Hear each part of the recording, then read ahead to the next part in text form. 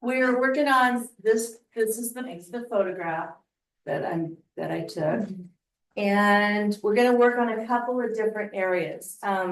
First thing we're gonna do is, this is the same one, but it's just the drawing. You can't really see it very well.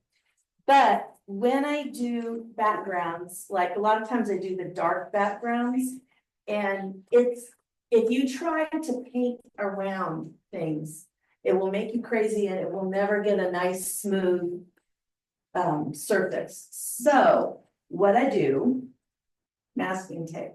Okay, so well, if you can't see, then come up here, because so I just want to show you how this works, because it saves a lot of headache. Okay, so I'm gonna move this over here just to get it out of the way. So it's just masking tape. It's not artist tape. It's not drafting tape. And it doesn't lift up the paper? It does not. Now, I use mostly Arches or Fabriano, so it's a decent surface. I don't think I'd try it on the stuff that sometimes you get at Michael's. It's like, is this really watercolor? You know, it's, you know. But I get it on Amazon, and I like the brand Fastenex. And I also like it because I can get really wide pieces, because sometimes I take large areas. And it's just, you know, take a bottle of masking fluid to do it. And this is way faster. And I just realized I'm not wearing glasses, and I'm perfectly non-functional that way, sorry. But I'm just gonna quickly show you that, and then we can throw a little background color on just so you see how that works.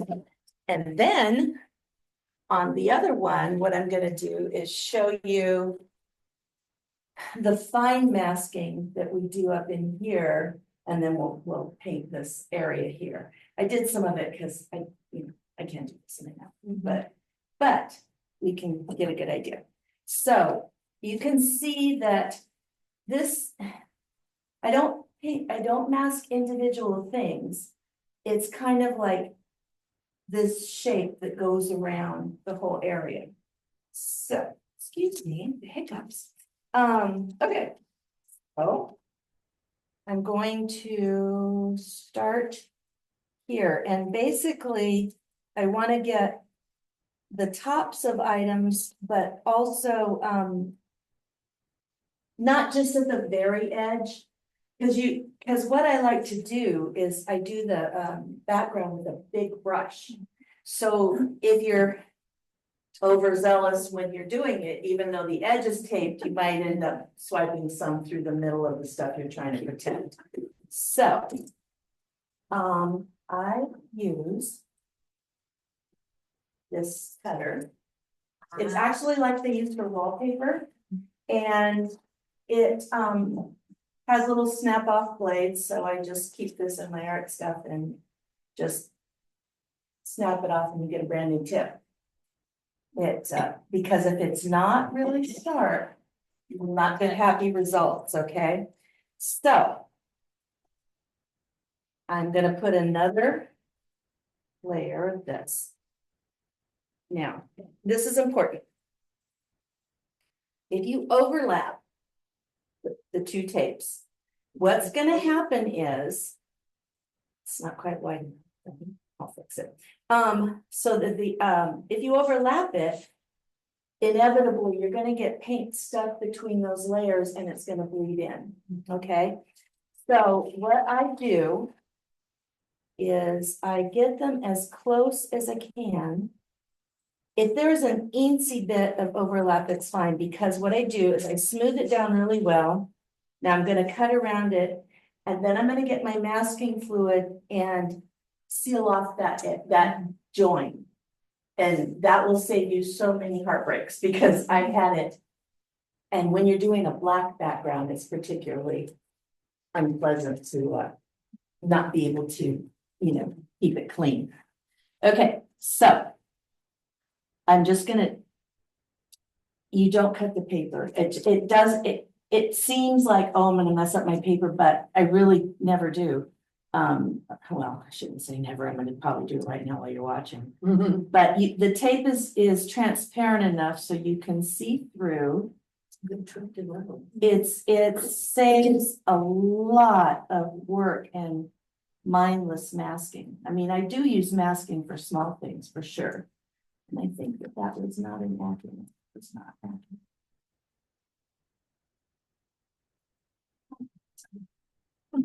The light is not. Okay, so it does not make your paper sticky. It does not damage it. And if you just remember to, after you do this, run your finger around it and make sure the edges are all down tight. Use this and just kind of push up a corner and then it'll just come right off. Well, unless you miss a tiny little bit. Yeah. Unless you miss a lot, goodness. The one thing is, well, if you have stronger light where you're working, you have to be able to see where you've already cut. So. There's not a light on Oh, no, we're fine. We're absolutely fine. It's all good. It's just this one little thing is just difficult to see. If I was painting, often I'll do like, oh, I don't know, a tablecloth or a wood or both, or, you know, things at the bottom, then I would do the same around the bottom too. I mean, sometimes it's easy enough, like this one, not necessary because it was a very light piece of marble underneath, so it didn't, I'm sorry, it didn't cut this as well as I could. Yeah. Okay. Did you already sketch out your background? I mean, your. Yes, it's kind of hard to see. Because I can't really see the lines. Oh, you come close, come close. Can you Oh, yeah. see how you can see it right through the, Yes, transparent. yes. The tape does not work as, can you, it's not as well as you would like. The one thing that is not perfect on the taping is, like if you have little protrusions, little wispy something, small things, the tape is half and half, whether it's going to keep that clean or not. So there's no reason that you can't, after you do this part and get the majority of it done, then you can go in really quickly with the masking. Like right here, that little, well, I can just take it scrap, but normally I just get some masking fluid and Fasten X.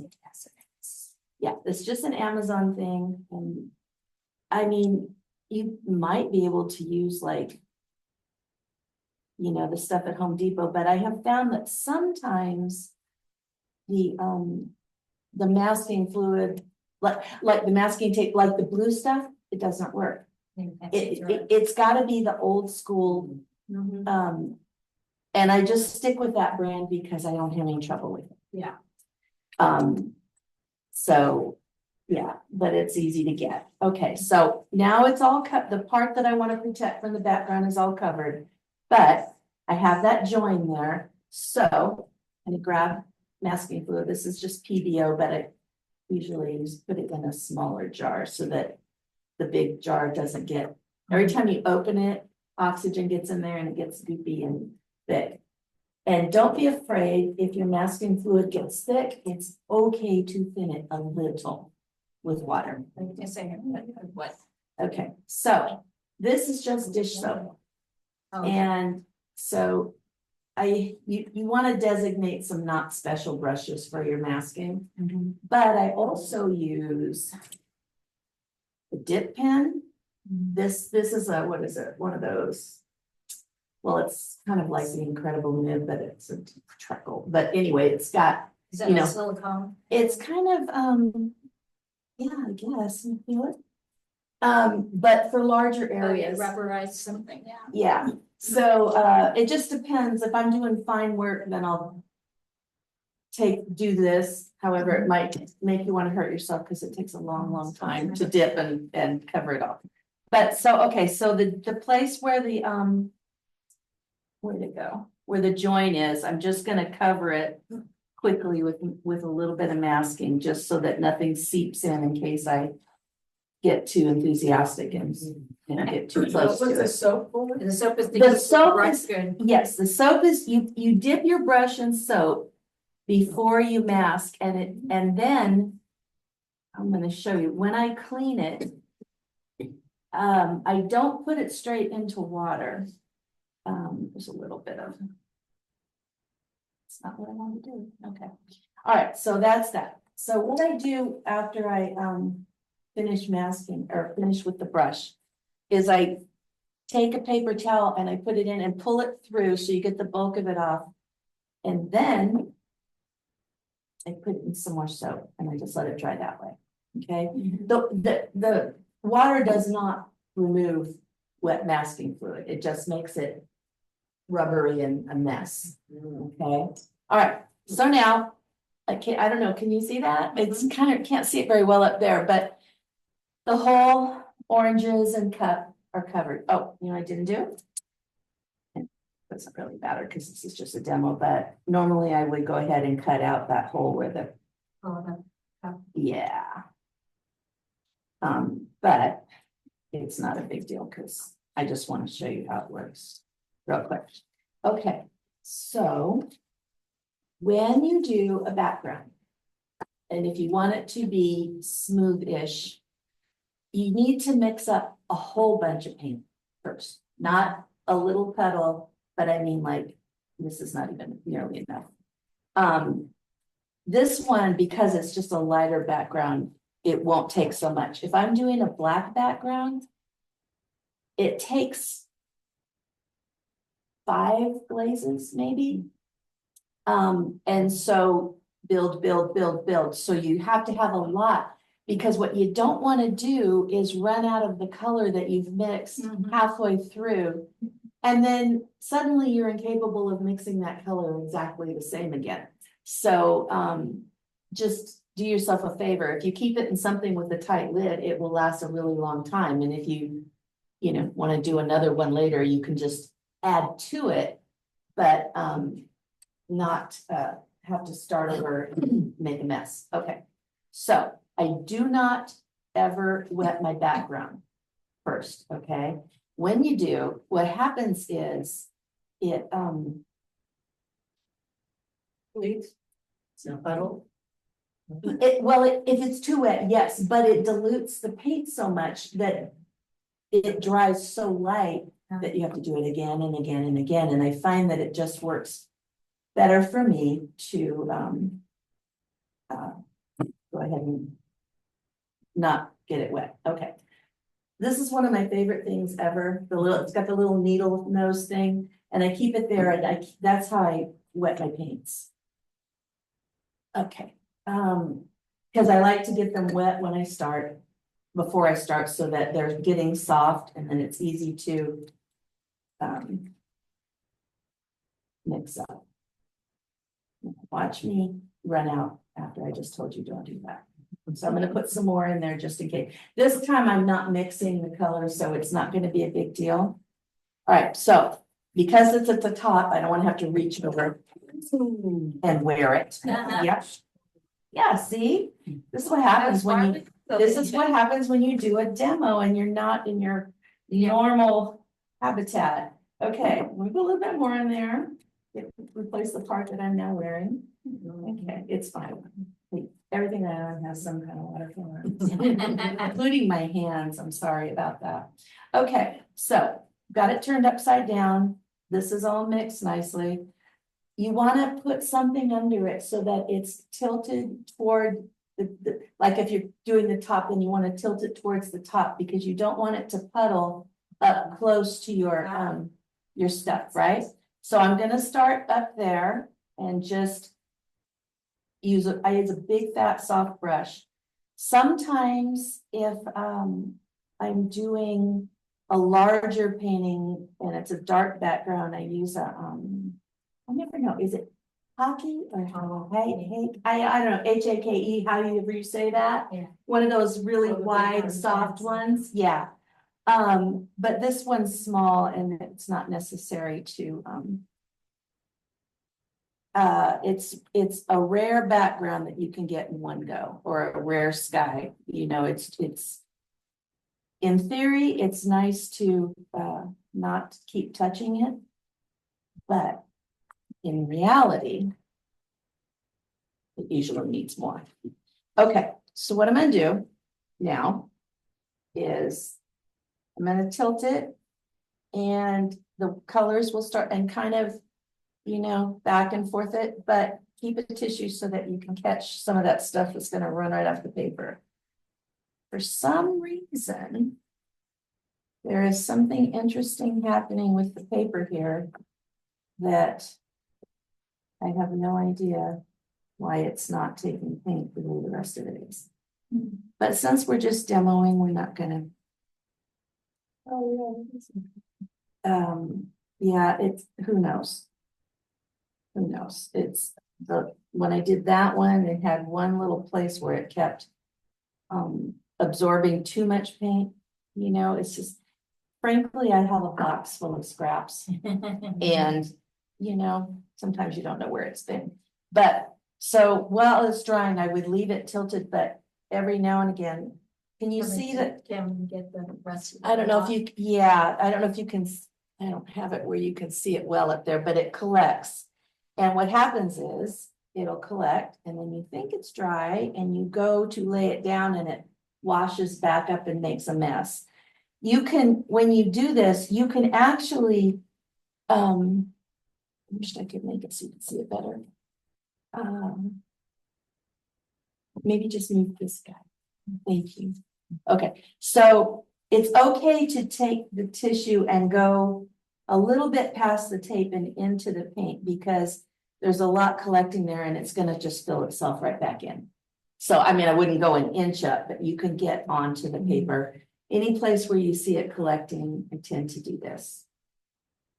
Okay, so that's the tape demo. Not that exciting, but it is a really helpful, it's real helpful. It's real helpful if you're doing a sky, you know? Now, if you're doing a sky, you probably can't tape it all. You can maybe tape large areas, but if you've got leaves and stuff, then you're stuck with your masking fluid. So if you do a sky, you wouldn't do like all blue or something, you would like draw out. Oh, I don't know. Okay, Walk us through that. so well, the first thing I would always do is the drawing. I don't know, I think it's the paper, honestly. It's because it, you know, who knows? Anyway, your whole drawing, you know, and generally a sky will have trees or it'll have something in front of it, right? If the tree has any light areas, then you're gonna want to mask them. If it's a dark tree, go ahead and just paint it all sky and then paint over it. So it's just, you know, if you want to preserve some light, which is usually a good idea, then. What do you do about clouds? What's your cloud technique? Oh, all right. Well, there's the easy way where you just, you know, paint your sky and then just kind of blot some out in areas with the tissue, and then you can go back in with a little bit of a grayer version and kind of touch some color in the bottoms to put some, it's okay, Gary, just not gonna. Some weight to the bottom of the clouds, you know what I mean? You could go But you go on can mask YouTube. clouds out. I do not mask clouds. That'd be too much. No, I do not mask cloud. The only time I would put masking on a cloud as if it was one of those unusual things where the cloud has a very bright, sharp edge. Okay. You know, one side of it maybe. And then I might just mask that edge. But with masking, as I'm sure you know, you always have to go back and fix it after you take the. But if you preserve the whites, it's a lot easier than trying to get your white back, because it's probably not going to happen. Okay, see if I can get this. You only really need to work on the top here. Okay, so you can't see the drawing, but you can see maybe this. There are oranges and there's a orange blossom and some leaves in the middle. So in order to paint those in the most expedient and light-filled way, we're going to mask a little bit. So I think I'm going to put a lid on this dangerous. Okay, so I'm going to go back to my masking, and I'm not going to mask all the leaves, but I guess you can't see it. Maybe if here you can see it. The very edge of the leaves have a teeny edge of really bright white, okay? No way that you're gonna successfully paint that and leave that white. I mean, you could try, but it's a lot easier to preserve it ahead of time. I want to preserve some of the whites of the flowers and those little bits of light coming through the leaf or onto the leaf because they're shiny. And then up here, the important place where the light hits the orange is what makes it look shiny. And you'll see it's not a solid shape. It's a whole bunch of dots. So mask it that way. You can still go around and soften it a little if you want, but also this line here. I'm going to put just a little bit of masking to save that. So, not going to do a ton, but in the long run, you'll get more success if you plan ahead a little bit and do that. So, first of all, I need a teeny weeny brush, teeny, to do the edge of those leaves. So, not a ton, little masking, and then, you know, have your masking off on the side because nothing is more special than when you go down to do it to a little area and you get a big blob. Not helpful.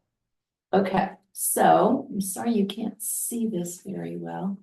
But this leaf here has a teeny edge. Sometimes I would probably, if I wasn't hurrying up, I would use the dip pen for this, but it's a little slower process. You don't need a whole bunch of masking either. It just takes. Can you see it if you put it here? Yeah, It's you on the other can't. side. Oh, it's the On other. top of them. This one, Yeah. Oh, yeah, sure.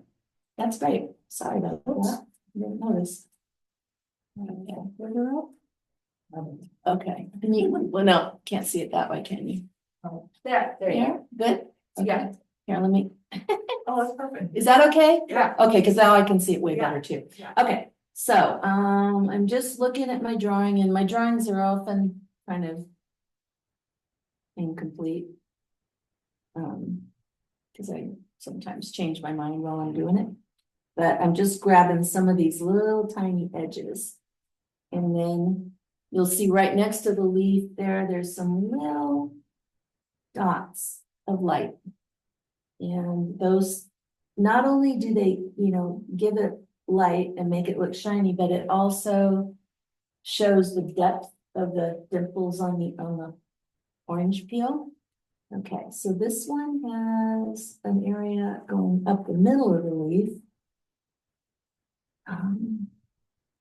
And masking, I promise, is no one's favorite part to do, but it is worth it.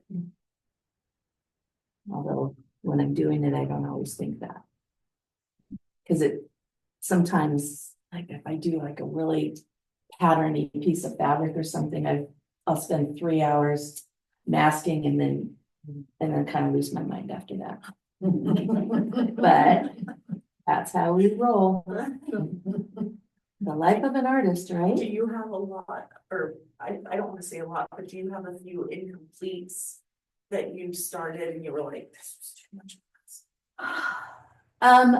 Not the masking, but if you ask Christy how many times I want to throw one away and she doesn't let me, It's that significant. Okay. And I think that just happens to everyone. Yeah. Okay, so this leaf here has a line, the vein that goes up the leaf, but it also has some light that is coming down off, off the middle. I'm not speaking well Yes. today, I apologize. But anyway, I just want to put, again, not a big fat blob, but just a little bit to preserve some of that. Okay, so I've got that. Okay, a little bit of that here. And then now I'm going to switch up to a little bit bigger brush and we're going to get those petals. And I think I'm going to do this one. This one, you don't really have to do but it does make it faster to clean up. These ones, unlike a brush, you kind of can't ruin it. As long as you clean it, you can just yank the stuff off of it and it's fine. So tap it off. And now I'm not going to be super careful. I'm just going to do, and you see how much faster that is. It's because it's a larger surface and it's the way it's shaped and holds the masking fluid. It goes pretty quickly. So I just want to cover up the white flowers and then there's some little stamens popping up there. We'll save some white for that. This is white. I might add, it doesn't show up as well on the screen, but you can see the blue, the different color of it. It's a little more easy to see where she's sitting than. Yeah, I'll hold it up in just a sec. I used to use a different brand of masking that was Even bluer. no, it was kind of a whitish peach. Oh. And I found that I couldn't see where I had been, masking and I like the fact that it wasn't Well, now it's showing up more. Is it the larger showing? areas are showing up. is it? I'm sorry, it's No, I mean, it just. okay, I'm almost done with this part. I know this is boring, but okay, so there's a little And do you have to wait for the masking you to do. dry before you can paint You do. If you're using good paper, I sometimes go ahead and just use my blow dryer and cool and hurry it along. If you're not using good paper, I wouldn't recommend it because it might make it stick to the paper, and some cheaper papers, the masking will pull the surface up. So, but if you're using the good stuff, you're okay. Beg your pardon? Are you gonna mask the orange? I am. So I'm going over here and I'm gonna do that line. And that line I will end up softening when I take the masking off. The most important part that I want to do on the orange is the little sunlit areas. So the dots will they're closer together in the center of the lit area. And then they start to space out as you go out from the center of it. That makes sense? And they don't have to be all dots. They can be like little bean shapes, kind of. But it's kind of a circular-ish pattern that that's just, I don't know, it's just the way the light hits the surface. When you're photographing, if you ever want to do this with like citrus or something, you can take a tiny bit of like olive oil or something on your hands and rub the fruit. And so then if you've directed the light at it, you'll get a brighter highlight, and you'll see more color definition in the thing. I'm kind of obsessive about photographing. I'll take, just for one stiletto, I might take 200 shots. Wow. Seriously. Well, Gary, you know how it is. You have to take a lot to find the one I want to work with. Because what it looks like when you're photographing it and then when you put it on the screen, it doesn't always look the same. There's a little place here, I want to get a little bit of highlight, just a little bit. And that's probably enough. See anything I missed, Christy? I don't think so. Okay, so. Always put your lid on your masking fluid. Can't tell you how many times I have tipped an entire bottle onto my painting. Now, the only thing saving grace to that is, if you let it dry really well, you can just pull it up. So, and you use one of these, which was, they were made to pick up rubber cement. Yeah. But this will cleanly pick up your masking fluid. A lot of people use their fingers, but if your fingers aren't really clean, or if you have the least bit of oil on them, or if you have I one. used to use erasers and No. just is the wrong thing to do. No. Use a rubber cement pickup if you're gonna use masking. They're cheap, you can get them on Amazon. True, You know, true. just do yourself a favor and buy rubber cement pickups and use those to pull masking. I have a question. Pink background part in between the two images Okay. in the cup. When do you? Oh, that little triangular shape? Yeah. I should have masked that. I think what I'm gonna do is just leave it right now. And I'll just. I I mean, Was it's easier when you have the cup of it already, so good, okay, that's a great Yes. lesson. Yes, and honestly, the real time that you really get the most benefit out of having this situation is mix a black that you like and make a bunch, because you'll use it over and over and over. And blacks are tricky, because they'll, depending upon how you do it, they'll go red or they'll go blue or they'll go brown or, and then when that happens, it's hard to duplicate them. So, we're not doing it here, but when I do a black background, I usually undercoat with Prussian blue, even if I want it to be black. And sometimes I'll leave little places where it kind of comes through, when I'm doing it, like maybe on the side that the light is coming from, I might put my black on a little thinner there than I will in the rest. You don't have to, but it gives it a richness. The silver pot, I think, is definitely a blue-black, and it definitely is undercoated with Prussian.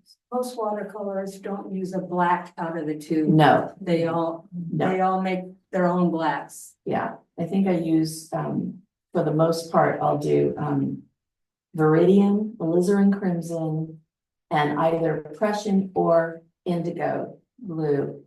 And then if it's not making me really happy, I might add some purple. But again, I like to make a lot because it's, the second time, how you make a really good recipe and the second time it doesn't taste quite as good and you can't figure out what to do different. Okay, so Christy, do you want to take this over and dry it real fast? Like, we don't want to plug it in. I'm not bossing you around. It's just, I just don't want people to have to wait. It won't take long. I'm sorry, can you get through? Yeah.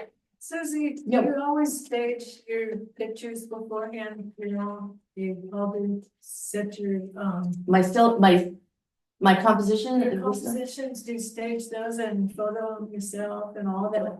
Yeah, so it's pretty much one whole day is just setting up and trying different things and then taking a whole bunch of photographs and then taking them into Photoshop and seeing what I like about it. And sometimes, I'll combine two. There might be one element that I prefer in one, but a setup that I like better in another, stuff like that. So I don't usually work from life because it takes me 50 to 100 hours to do a bigger one, and everything would wilt up and, the flowers would die and, So I'm the person in my neighborhood that's always going around scrounging little pieces of things off the ground and off of trees. Oh, I really like those orange blossoms. But, I've got a house full of camellia queens, because in my neighborhood, they're everywhere, and, in the winter, there's nothing else pretty to paint, so. Yeah, but they're usually things that don't survive very long. So, so yes, we do photograph them, and also sometimes I'll paint at night, and so if I don't have something to work from, the light's utterly different, and I'd lucky to have a big corner window in my house, and I live on a golf course, so there's not much blocking the light. So in the mornings, I get this beautiful morning light, so I try to set it up and watch my watch and keep the right exact time to get over there and start taking pictures. It doesn't stay that way very long, but anyway, sorry we're waiting, but so now we're gonna go and paint some oranges and leaves and stuff like that. So I'm gonna get so as you can see, I like lots of paints. I have more at home. But I love these because you get little individual cups, which I mark. And so the first thing I do when I'm setting up a painting to start is I test colors to see what palette that I want to use. And then I create a little, these are the colors that I'm going to use. And so then I take a small version of this and just move those over here so that I have it in case I have a need for something, but it kind of is easier to focus. And sometimes you think a color is going to go great, and then when you put it down next to the other color, you'll find not so much. Fruit is tricky because when you go to shade it, like with the oranges, normally your shaded part, you do the complement, which would be blue, right? Well, on oranges, they make it look like something you would never want to eat again. Seriously, because it fruit is just different. So you end up using like maybe red and variations like that to shade because yeah, lemons, you would think purple, right? And people do it, but they don't look like edible lemons anymore. So I either go pink or green, actually, just to get some. If you don't have the shading in it, you don't have the form, right? But if it's too, I don't know, it just looks dirty if you use like purple, like you would in other areas, it would be fine. But on fruit, probably because you're thinking of eating it, you want it to look fresh and not, gross. Christy, it doesn't have to be 100% dry, sweetie. That's fair enough. No, as long as it's got a skin on the top. I'm not saying that for you guys to do that. Yeah, but it's a little tacky, when you do it No. yourself, yeah, you gotta let It's it dry fine. completely. It's fine. So I think we'll start with oranges. Okay. So I also use these little things if I have colors that I mix. Sometimes I paint right out of the cups. You never know. Okay, so oranges. There are very, very, very few things that I paint in one shot. Okay, it takes, glazing is thin layers of color on top of color. So with the oranges, I like to start with Hansa Deep, which is, oh, you can't see it. It's there. It's like it's a darker as opposed to okay. This is regular Hansa. This is Hansa Deep. I'm sorry. It's completely opposite when you turn it. I'm sorry. Anyway, so that will be my first layer. So I'll mix some up here. I'm trying to make it so you can see, sorry. Okay, not too thick on this layer. And I'm just going to paint the oranges. This will not be their final color, but it will be the part that glows through, hopefully, from the other colors. When you do this, you can, and I usually do, kind of soften the edge between the background and the orange. So that when an object is round, it doesn't really have a hard edge because it's turning into the background, you know, it's turning on itself. And so the edge should be soft. I can do that. I'll do it with a later layer, but it's not like it's a hard thing to do. It's just something to consider. I'm just doing this really fast.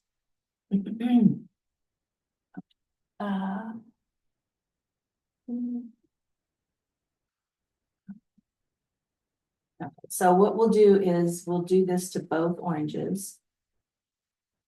If you come up and find a place where, oh, that should have been, a different color or something, you can always adjust as you go, little touches, but it's good to just get the main things started, so it gives you a kind of like a map where you're going. No, I shouldn't. Let's see. That is not part of the orange, those are leaves. However, because I'm going to underpaint the leaves too with this. Because the leaves, the oranges, everything comes off the same trees, so they kind of have color similarities in them.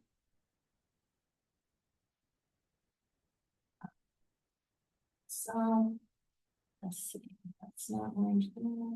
This is orange. Leaves, leaves, leaves, which is probably about right there. Okay, it's probably enough for the undercoat. Okay, so now I'm sorry, it takes a sec. At home, my blow dryer is always right there because I'm very impatient. It doesn't have to be 100% dry for this next step. If you're doing a full glaze, it does. However, what I'm going to do is take some orange, Pyrrole Orange Trans. Oranges can be really, really opaque, orange watercolors, but if you get one, surprisingly, that has transparent in the name, excuse me, it's less so.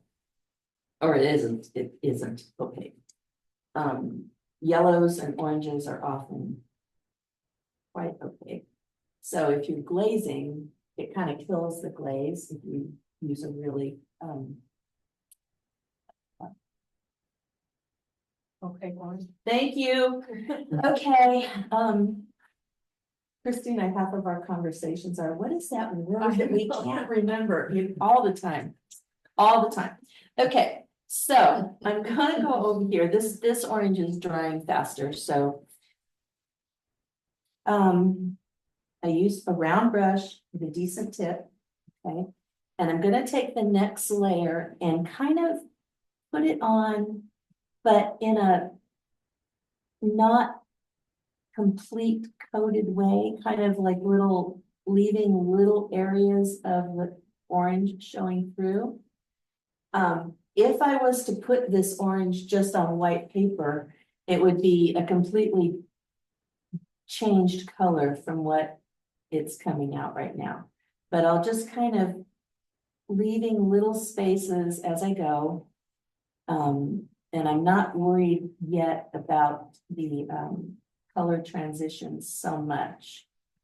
But as we're doing the glazes, the little places that we leave will kind of make it look like a textured surface.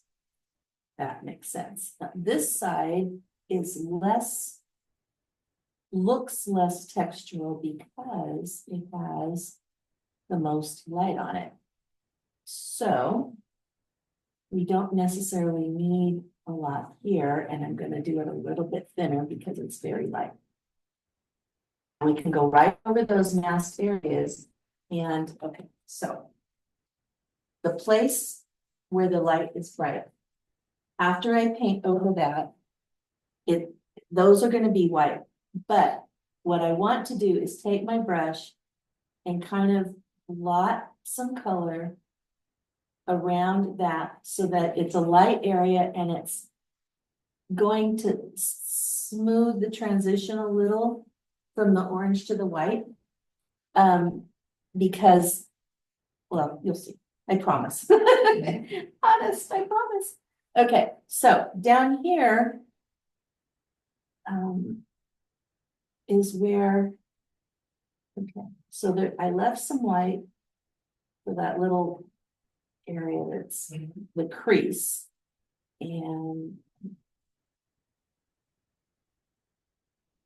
this isn't rocket science, by the way. So we still need to remember to leave some texture, but not, not an extreme amount, just enough to give it an orange peel effect. And then I just painted orange on that leaf, but we're gonna make it work. We've got about 20 minutes left. Susan. Okay, I'm hurrying. Fine, I'm just giving you a.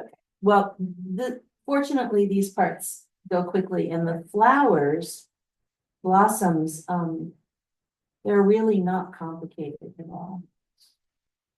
So I'm gonna take my wet brush and grab that little thing that I did on there. And that's good enough because the leaf is darker than that. Okay, let's throw some color in this other one real fast. Again, kind of just. So how many glazes do you typically do on a fruit? Does it all depend or? About 4. Undercoating, some of the glazes are just to get the shadowed areas, Right. And then, yeah, there are 4, usually 4, I think. It depends. On an apple, it could be 8 because they have all those variations in the colors and stuff like that. And so, and you're doing them thin and lots of them.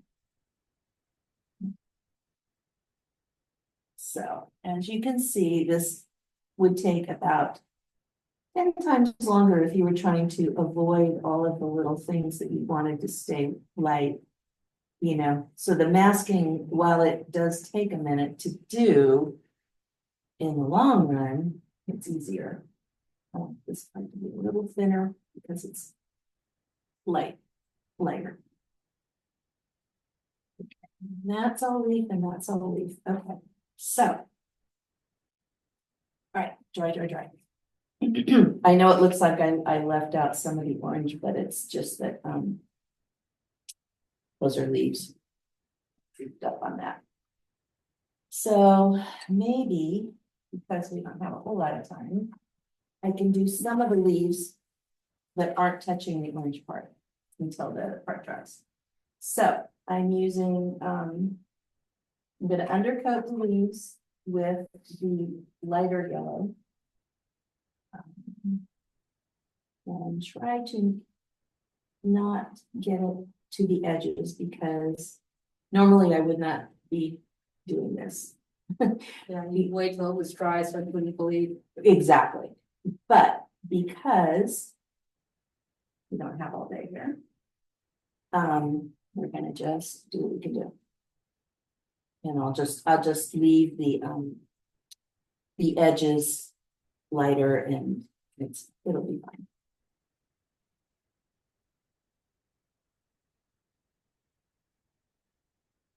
The demo is different than an actual painting where you have the time to sit and do it right, so. We don't want to bore people to death. Okay, so now that's gotta dry for a minute.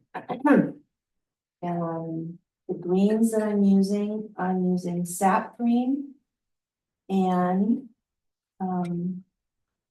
sap deep for the shadowy parts of the leaves.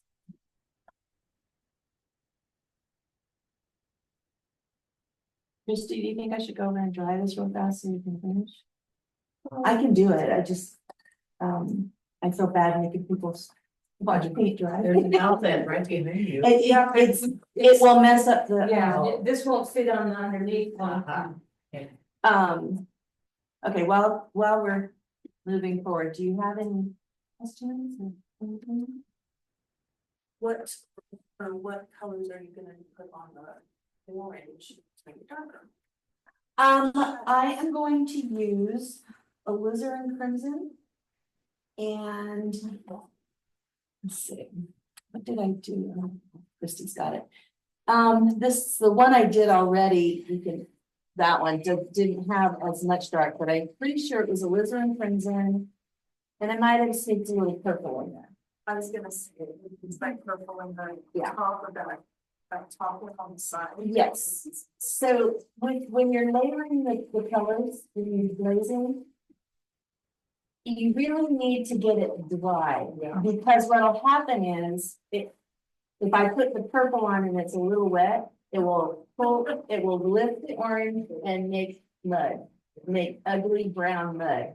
So, if it's really dry and you use a light hand, it will sit on the top more than it will,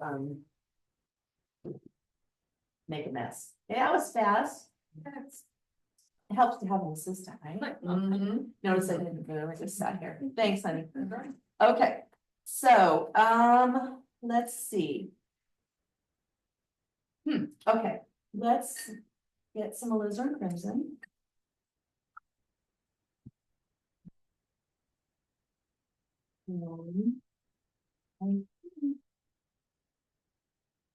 First one I do is this one. I'm gonna put a little bit of the orange in it, just so that it's not shocking everybody.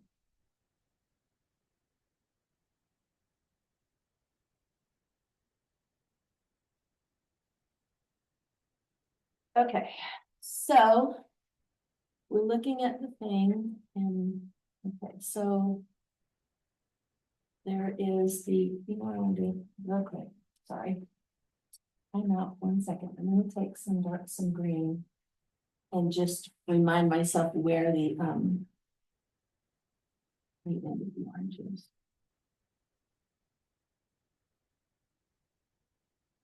Just for now. Okay, so we're gonna start at the bottom. And I would suggest that the shadowy parts go ahead and do it kind of texturally a little bit. Because you can see the texture in them.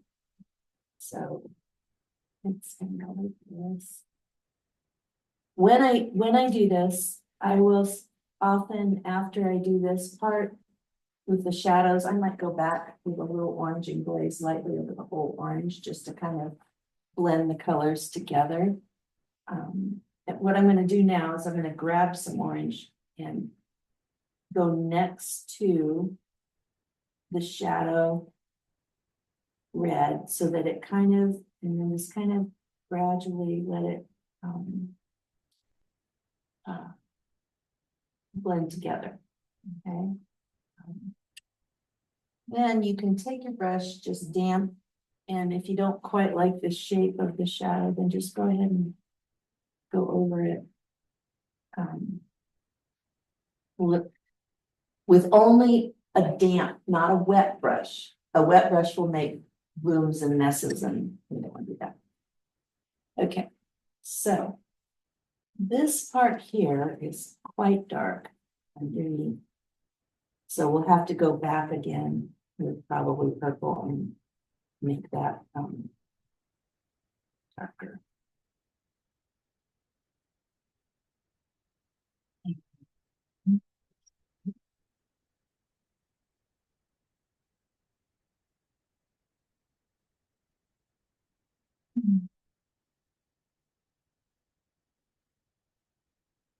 feel like I should keep apologizing because normally no one's watching me do this. I And know, it's- well, it's hard for Susie to do demos because she spends hours on her painting, so you're at about 10 minutes left, Susie. Okay, all So right. We'll how just, many other, so then after this layer dries, you would do like, I guess it would depend, one or maybe two more layers and sort of start blending the shadows and the. I would, hit the really dark areas with some probably purple or something very dark to, I mean, if you want, I can dry this orange and you can just finish the orange. well, what we'll do is we're gonna move on and do some leaves while this dries and then we won't worry about the second orange. We'll just kind of taking shortcuts, but And at what point will you remove the masking fluid? when all of the layers are done. Well, okay. That being said, not exactly when all of the layers are done because I'll remove it when I've got enough glazing, but then I'll have to go in and Touch up, so touch it's up. not bright white. yes, so well, or so that the edges transition well, Right. you know. So, yeah, okay, so we've got a little bit of orange. This part, this certain parts are oranger than others. Or darker orange. There's a lot of going back with a damp brush and just, you know, softening, softening, softening, softening. And this one's probably a little darker than I like. Now, next to the part that I masked, I want to pull some of the paint so that the place where it's white, I want it to transition better to the this. All right. Leaves. Okay, so I'm gonna take sap green over the yellow. We're just gonna do this super easy. The top half of this sleeve is darker than the bottom half, so gonna paint the whole leaf with the sap. And then we'll move on, and then we'll come back in a second, darken that top half.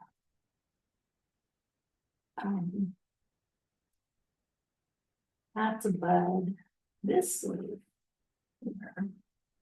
This sleeve is right on this side. And we'll go ahead and just grab some of this dark one. Hit.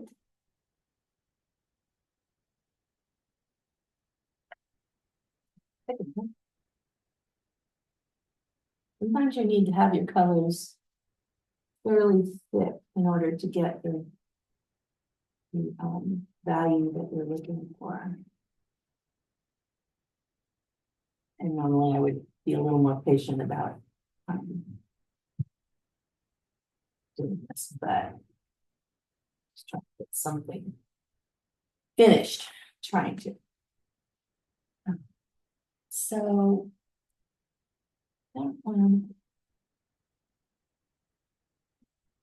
Just so you know, this is very inspirational. Is Like, I'm gonna it? go home and watercolor all day today. Okay, cool. I'm very Love excited, it. so don't apologize for anything. Yeah. because It's a, Well, I could sit here and watch you paint all day, Yeah. if I had nothing else to do. if you have any questions, email me or text me or something.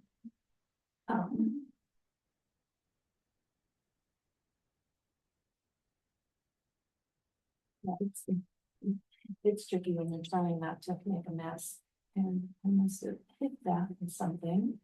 Did something interesting to the paint, sorry.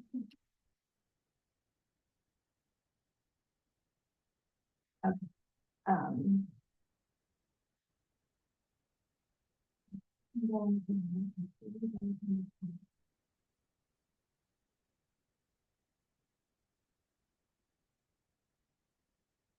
Mostly is just observing well, you know what I mean? Paying attention to where there's light, where there's dark. Christy, I'm gonna finish a couple of these leaves and then we can dry it and take some masking off so we can Okay. see how that worked. Then we've got about 6 minutes. Oh, I told her to keep track of me, so. You're doing a good job.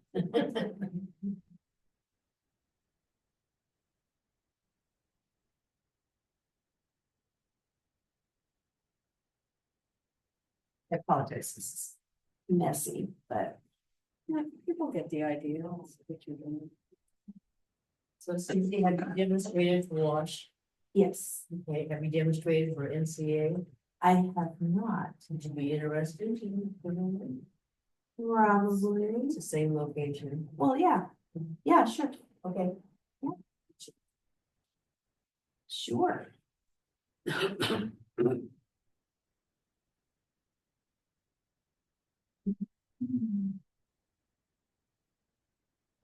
I think that imperfect as they are, we're gonna kind of let these dry so that you can.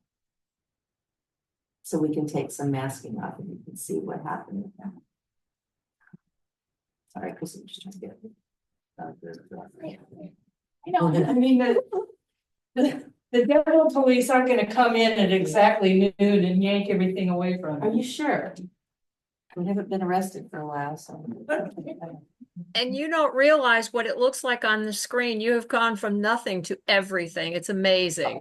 Okay, well, thank you. I did not know that was happening. I was a little scary. Yeah, he's still there. Yeah, that's funny. Yeah, try to be more careful, but it's, you know. When you're. My other question, this container, did it come empty and you put the paints in there? There's a man, he's an engineer, and his little side hustle is he makes these. Oh.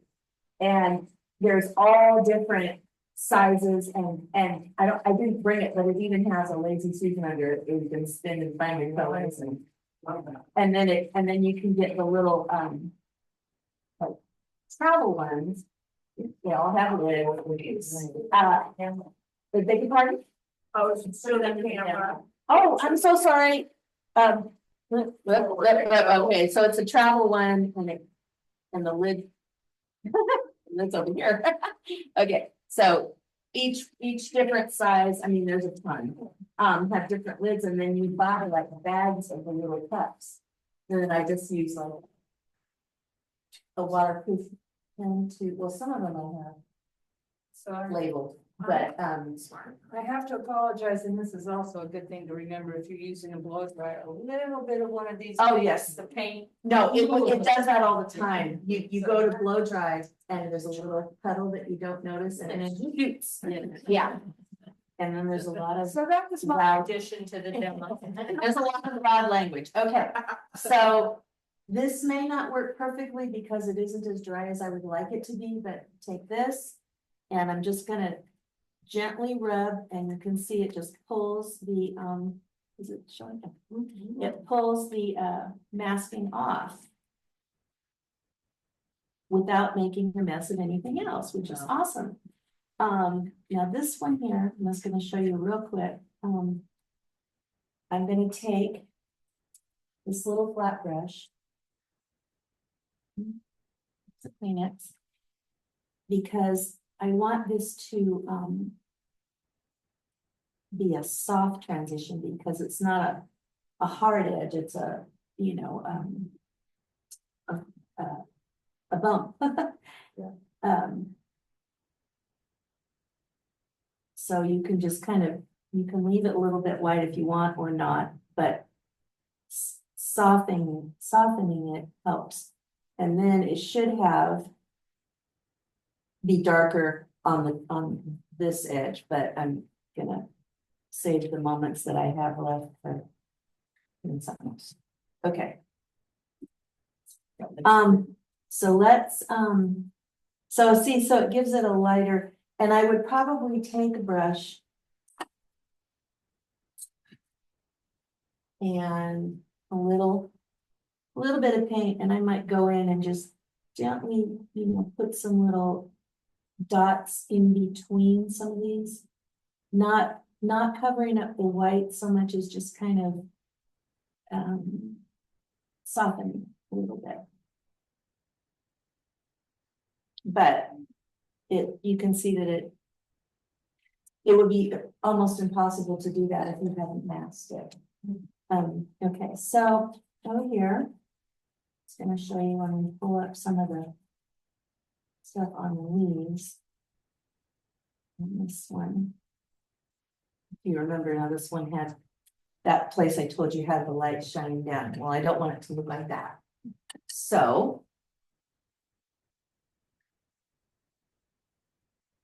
Any half of the bay of watercolor is looking for the brush that you can't find. Without a doubt. Okay, so this, you can see this is not hard at the bottom. It's very soft and it you know, fades down. So you want to just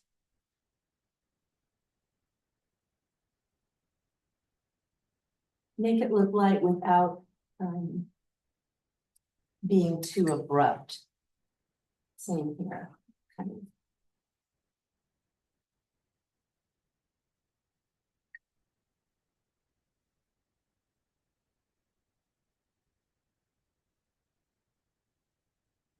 So we have light without being a line per se, okay? How much time do I have? I think. No, Okay, I mean, if you want to watch, you can. If you don't, you don't. I'm gonna do one little thing. I'm just gonna do one of those little buds. So having it already white is awesome. So now I just need a little purple.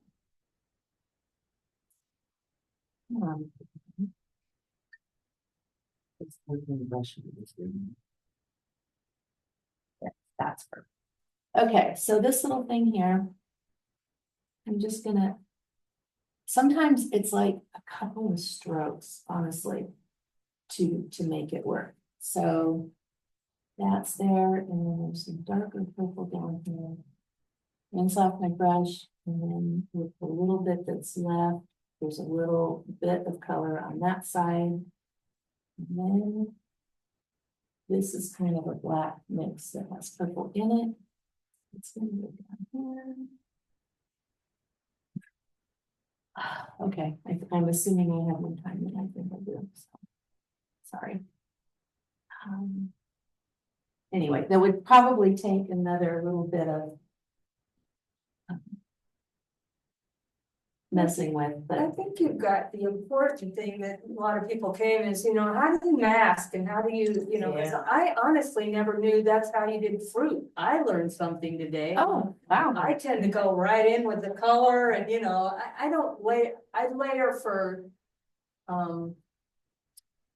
this darkness value more than I've layered for the actual color. So, you know, it wouldn't have occurred to me to do the yellow and then it kind of transitions. So very informative. All right, well, Yeah. it's not beautiful, but It's hopefully that's okay.